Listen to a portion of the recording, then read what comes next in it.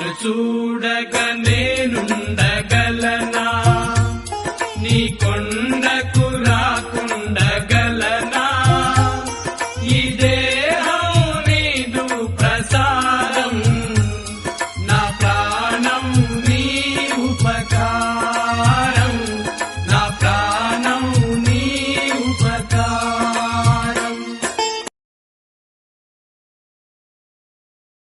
నియమాలమాలతో సుగుణాల మెట్లపై నడిపించి కనిపించు అయ్యప్ప స్వామి,